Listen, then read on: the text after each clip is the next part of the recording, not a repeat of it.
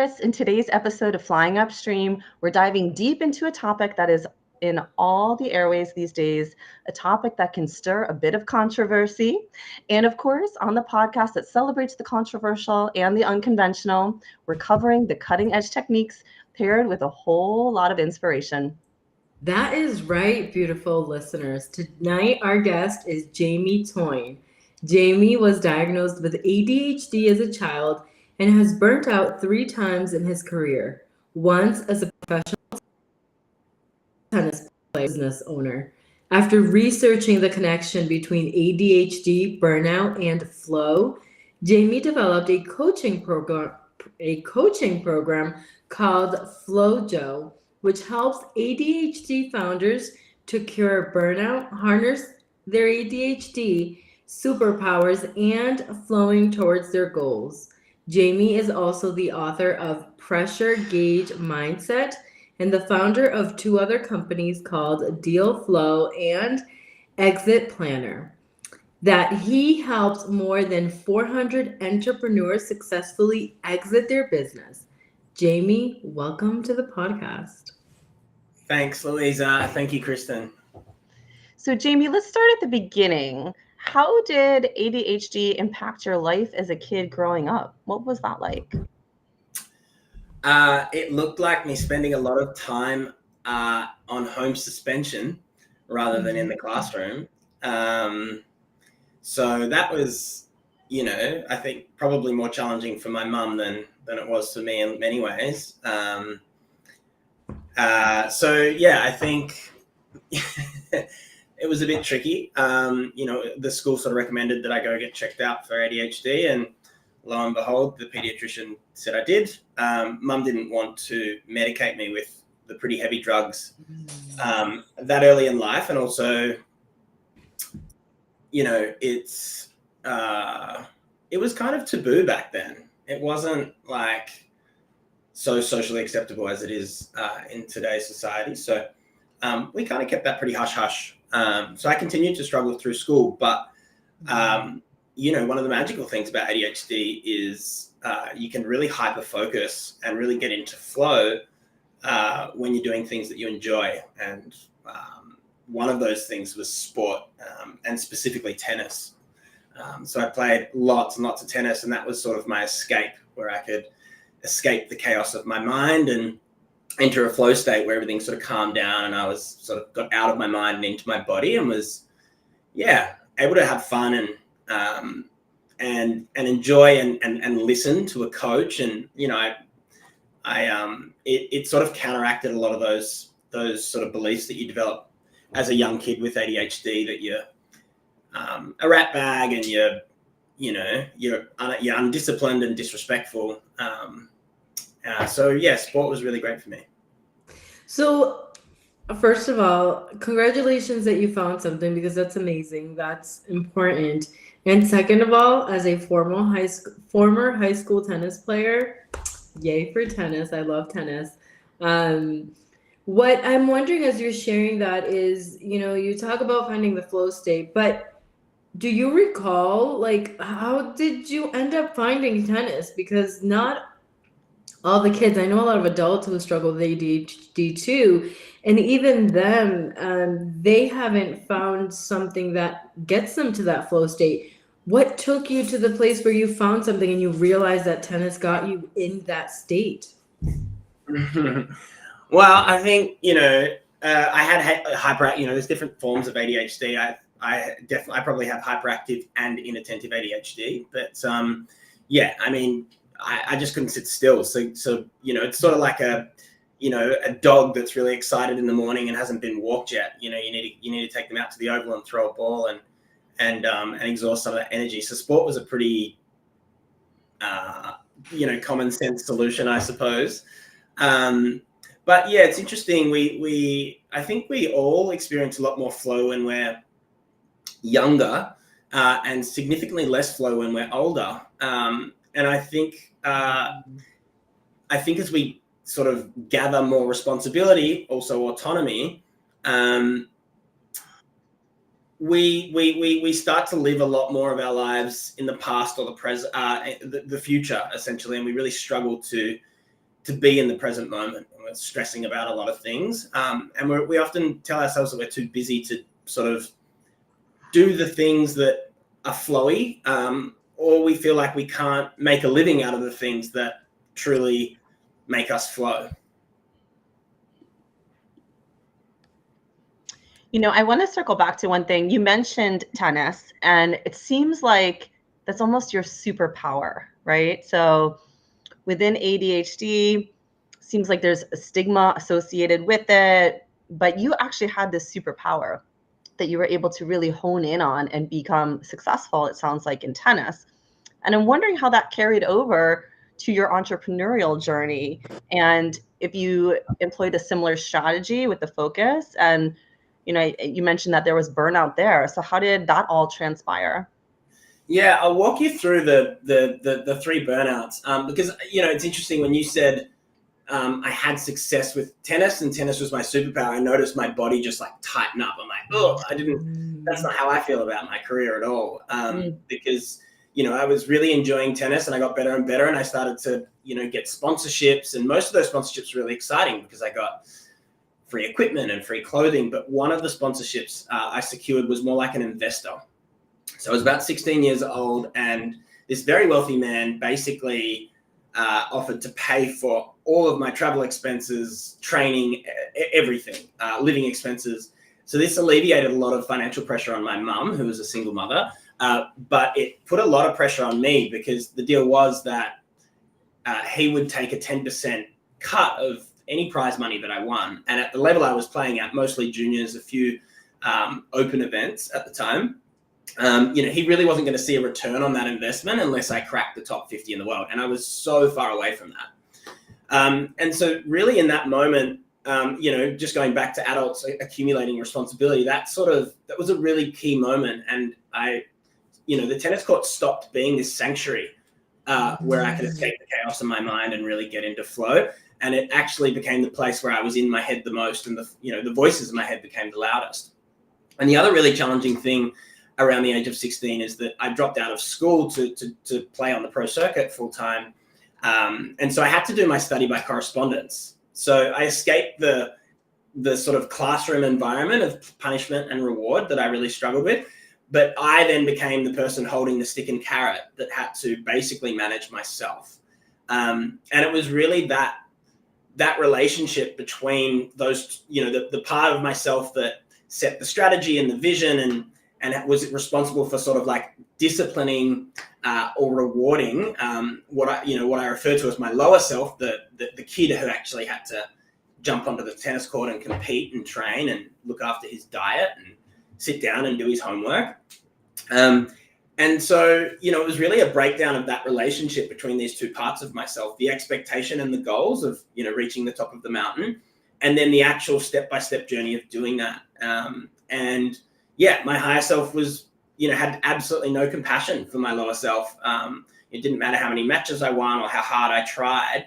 And, this goes to growth mindset and stuff, but I really struggled. And so, something snapped inside of me, and I threw a tantrum one day and quit the sport forever. And so a similar thing happened. I went to business school, and then I started sort of building and acquiring businesses of my own. And, I think in a way, I grew up in a very small town in the middle of Australia.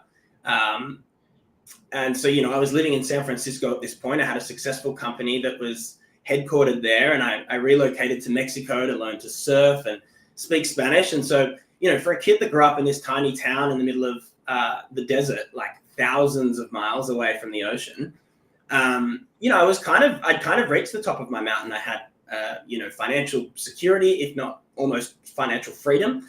And I burnt out again. And that was really surprising to me. But, I took 6 months off. I moved back to the small town that I grew up in and moved back in with my mum. And I eventually, after 6 months of recovering from the burnout, I sold that company. I was completely done with it. And that was the point that I sort of started going, is there a connection between my ADHD and burning out? Why do I keep burning out? And so I became really obsessed with flow, because I was like, what's the opposite experience of of burnout, and how do I sort of like harness my potential, and like when am I feeling my best? And it's when I'm in flow.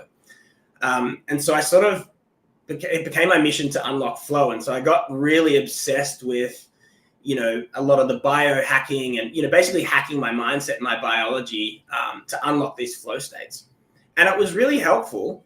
I did this for about 2 years, and I launched another company. I published my first book. So I was, again, being quite productive, and I thought I was doing okay. But like 2 or 3 years later, I burnt out again, just as I was about to launch my first software company. And it was that point that I was like, okay, there's something in flow, but I'm not approaching it right. And so what I realized is the way that we talk about flow in the West is very much synonymous with peak performance. And we can only access a flow state for up to 4 hours a day on like a regular basis. And so I started sort of skimming through like the history of flow, and there's different words for it. The ancient Greeks called it enthusiasmos. The Taoist monks, the Zen, the Taoist monks, called it Wu Wei, and the Buddhist, the Zen monks, called it Zazen. So people have called it different things, and in the East they really look at flow a lot more holistically. It's not just about peak performance, but it's about life flowing and synchronicity and going with the flow. And so it was actually, I read this amazing poem by Portia Nelson that made me sort of question how I was approaching reaching the top of my mountain. It really just became about trying to enjoy the process of achieving my goals rather than having to use the stick and carrot to like will myself up the mountain. Yeah. I can totally understand where you're coming from, and thank you for sharing about the burnout, because I think it's important for listeners and for people to understand that there is beauty in the process. We tend to forget that. We just want to reach that mountain. We just want to reach that destination. But in my own personal experience, all of the beauty that has come, that stays with me, that moment of reaching it has happened in the process, in the lessons, in the people, in just the experiences that teach us so much to take away from it. And I want to know, so you obviously, you started some companies, you've been successful in so many different ways. And I hope I'm not making your body like, have a reaction right now, but you really have been successful in so many different ways. And I know that we started talking about ADHD and the impact of that in your childhood, but throughout all of this process and learning about flow, how has flow impacted your ADHD?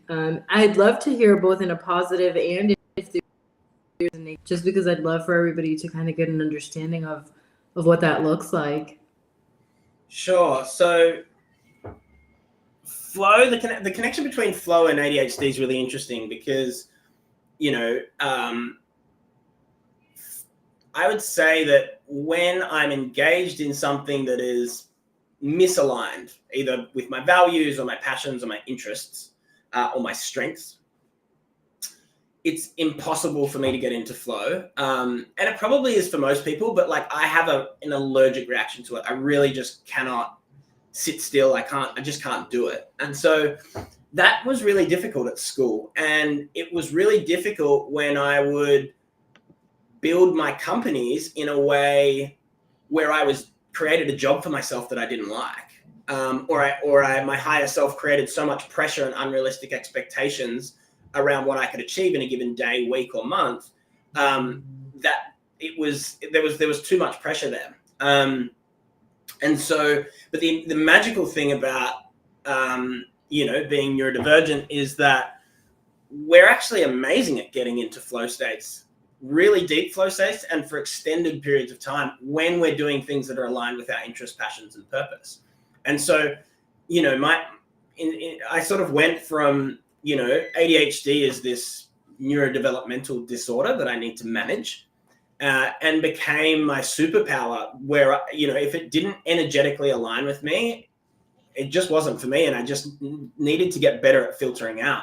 And that's really the philosophy that underpins the way that I work with ADHD creatives and founders as well, is really challenging them to realign their lives to their true nature, I would say. And that's how they can sort of harness their superpower.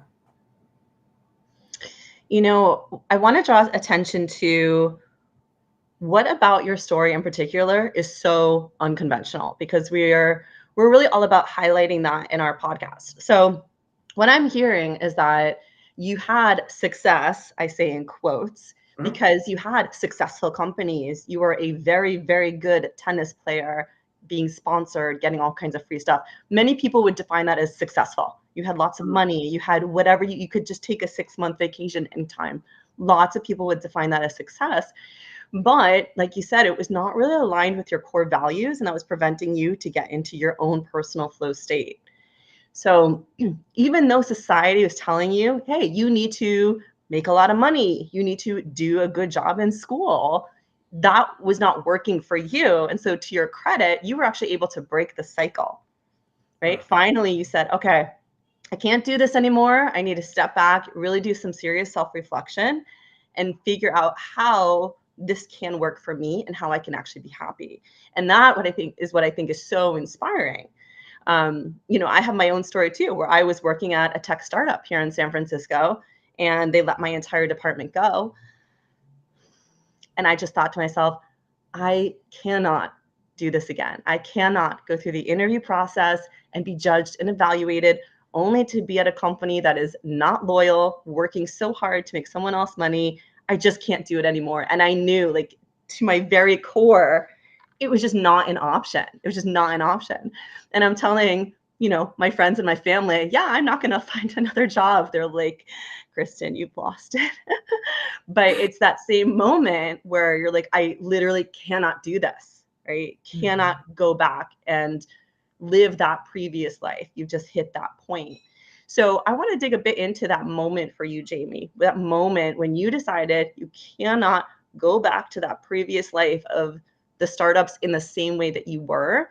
And how were you able to kind of flip things or reflect on your superpower and your strengths to lead you to where you are today? Yeah, I like to use the analogy of a river, that represents flow. So when a river is flowing, and you're going along with river, you're sort of flowing towards your destination, and it's not like an uphill battle. It's kind of flowy and cruisy. And the things that block us from flow and bring us out of alignment, they're like the boulders in our river. And if you allow them to stack up over time, then your river stops to a trickle and eventually stops altogether. And that's really when you experience burnout. And so really my focus was about removing those boulders and realigning everything in my life so that everything I interact with, relationships, the way that my business was structured, the hours that I worked, everything sort of evolved around my values and my passions and my strengths. And I'll give you some practical examples in a moment. But I think that these boulders can really represent anything. And so that's really what I try to focus on, rather than sort of adding things. I think that was the thing I used to do. I used to try and add, when I became obsessed with flow, I'd be doing cold plunges and saunas, and like these things are all great. Meditation, breath work, they all work. But if something is like they're like the symptoms. We do this all the time in the West. We sort of we focus on the symptoms rather than the underlying cause, and the underlying cause is usually the boulders. It might be a business partner that you're misaligned with, or in some cases it may be that the business that you've started is actually not, it's not the customer that you want to serve anymore. And so that's really my approach. I would say, I've helped many entrepreneurs sort of exit their business, and a lot of them achieve financial freedom. And their narrative was that once they achieved financial freedom, then they would be happy. But the 4 to 6 to 8 years prior, they were mostly miserable. And that led to a breakdown in relationship, not only with themselves, but really important people in their life. And it was sort of like, they were so focused on getting to the finish line that, when they got there, they realized that actually wasn't what they were striving for. What they were striving for was, happiness, fulfillment, these sort of, these ways of being, I suppose. And it's really interesting in your story, Kristen. It's, the way that I was hearing it, it's like, there's like mind intelligence and body intelligence. And I think flow is body intelligence. That's when the mind almost goes quiet.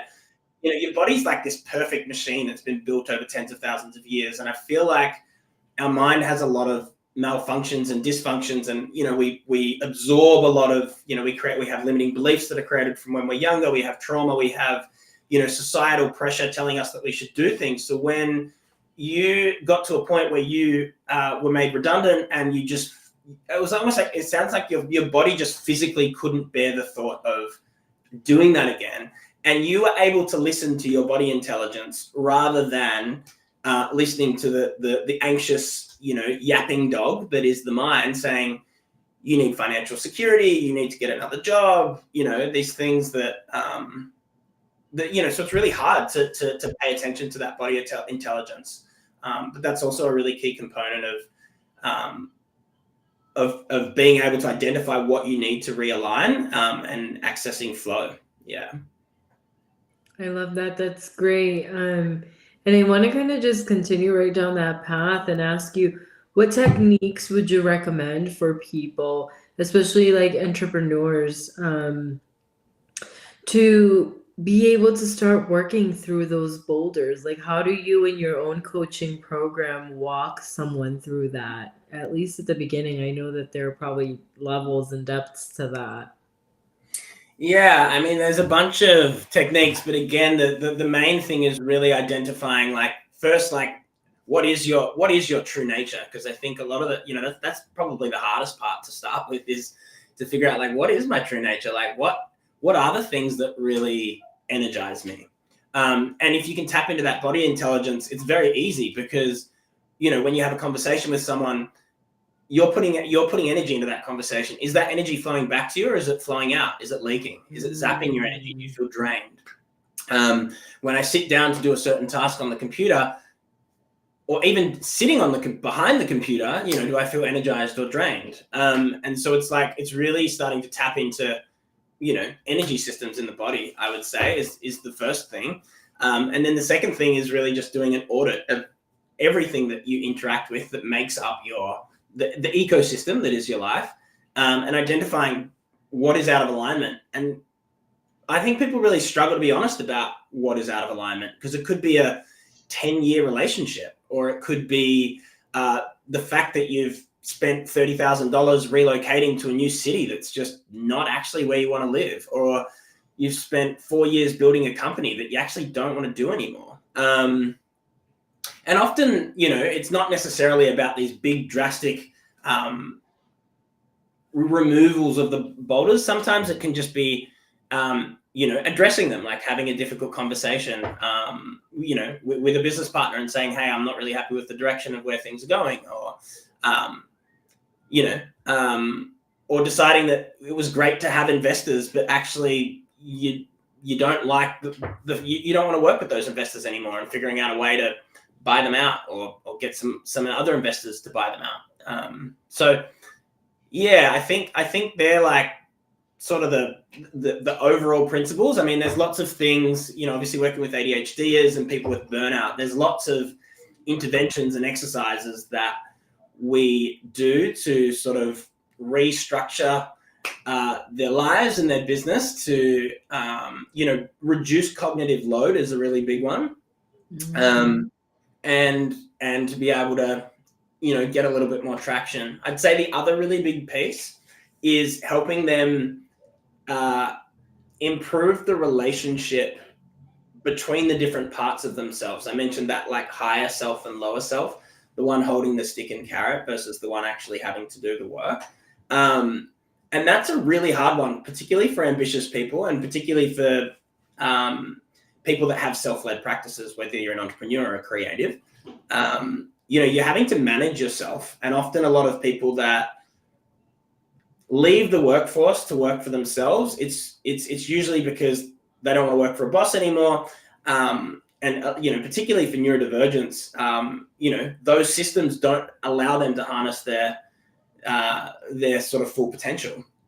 And but the problem with working for yourself is that you are your own boss, and often we are the nastiest of all the bosses.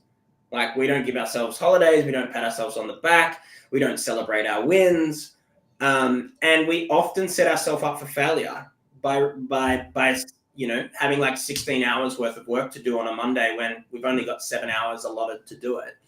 And so really starting to build traction by actually setting realistic goals and hitting them, structuring your day in a way that's consistent with the flow cycle, like your individual like biology and your meridian cycles and all of that stuff as well. Jamie, you've talked a lot about the obstacles that you have had to overcome, and now you've just mentioned some tips for kind of getting into that flow state as an entrepreneur. I'm curious how community has played a role in supporting you along your journey, whether online or in person, and how critical you think that component is. Yeah, that's a really good question. Yeah, in massive ways and in myriad ways. So one would be body doubling. Like, actually, like for me as a person with ADHD, it's really hard for whatever reason to sit down by myself in a room and focus. I get distracted really easily, and having the physical presence of someone else, and if not physical, online, I'm able to focus more. So that's the way, I have in my cohort, we have body doubling, and I'm part of some other groups as well. Connecting with other, creatives and entrepreneurs that, that are passionate about the same things and trying to do the same things, like, being parts of mastermind groups and things like that is super, super helpful. I was raised in a pretty loving community in this small little town. And I was blessed with a really incredible mother that, she was a social worker. She sort of understood my neurodivergence to an extent where, she gave me a lot of freedom to do things my way, including dropping out of school, which was probably pretty scary for her, considering how much I struggled at school. But yeah, I think like I really reflect a lot on the way I was raised by my mom and how that sort of allowed me to build those skills of like, gave me the freedom to build my life to suit me in a way. And I think that's probably a little bit rare. I would say a lot of, adults have to sort of like learn that themselves as they get older. But I sort of feel like I had that permission quite early in life, which I feel really, really privileged and blessed for. That is quite the blessing. As a mother to a 17-year-old, I do agree that you had an amazing mother. I can imagine that. Yeah, that's a really hard position to be in, but it sounds like she obviously knew what was best for you, and probably had to do her own work to help you get there. So that is pretty amazing. I want to kind of, as we start to wind down, we have a couple more questions, but I want to hear a little bit about your book, because you said, we know that you're an author. You wrote Pressure Gauge Mindset, and I'd love to hear a little bit about it. I'd love our audience to understand what that's all about. Yeah, sure. So that's really talking about how to build a sellable company and prepare your business for exit, essentially. So that was I published that. Obviously when I had a mergers and acquisitions company, and it was just basically a compilation of experiences I'd had sort of putting these deals together and building these really intimate relationships with clients over 6 months to 12 months while they went through the journey of preparing their business for sale and exiting. And I stayed in touch with a lot of those clients that became friends afterwards. And just putting that all into a book that sort of essentially is a step-by-step guide to setting up your business in a way that you don't leave a lot of money on the table. A lot of entrepreneurs, reinvest a lot of the profits back into the business and don't pay themselves very generously. And the exit is really, really important to a lot of people. It's amazing. Oh, you're.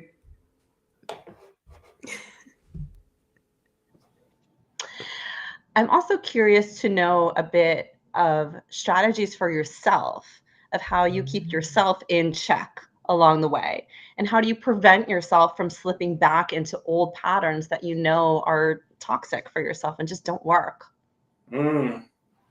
Yeah, I built a diagnostic tool originally for myself that sort of like measures my burnout versus FlowJo, which is the word I came up with to describe sort of the more holistic version of FlowJo. So that's just a series of questions. My clients sort of go through that every week or two. And then I have a more granular sort of, I guess you'd call it like a performance tracking sheet, but it's basically like a list of all the sorts of habits and the habits I want to do, the feelings I want to have. Feelings are really important. How do I feel about my week? Do I feel proud about what I've achieved this week? Those sorts of things. And I track that every week. So every Friday, FlowJo Friday, I'll sit down for about half an hour and go through that. And that keeps me pretty on track. That's pretty amazing. I feel like so many people could benefit from that. I mean, the being able to understand what you want to feel and coming back to reflect on it at least once a week. I feel like that's honestly life-changing. Even for like people without ADHD, like I think about myself and the amazing impact that could have on my life. I mean, it sounds like you've honestly built some amazing tools. You've obviously had, we keep saying a lot of successes. And I'm really excited to hear, what are your long-term goals for your businesses and for your coaching program and for yourself and even your personal life? Yeah, sure. For the coaching, I think I just want to work with more people, and specifically with people that inspire me.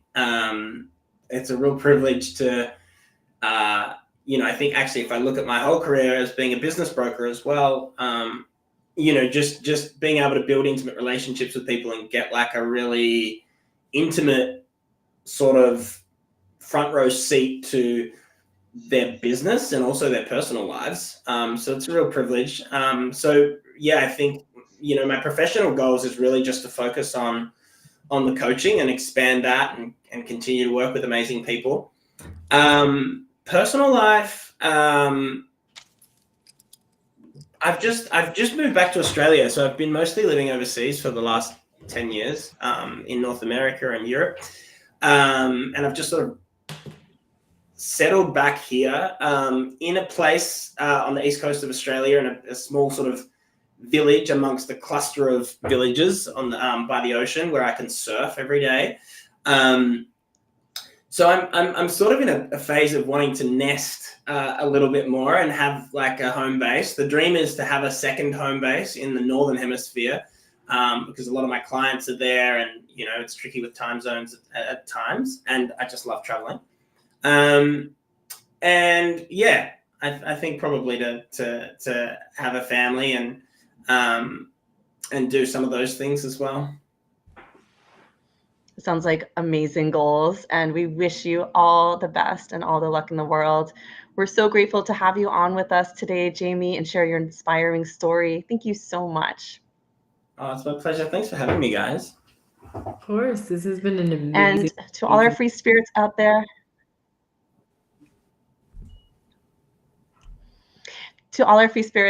thank you so much for joining us today. And don't forget to subscribe and follow, and we'll see you on the next episode.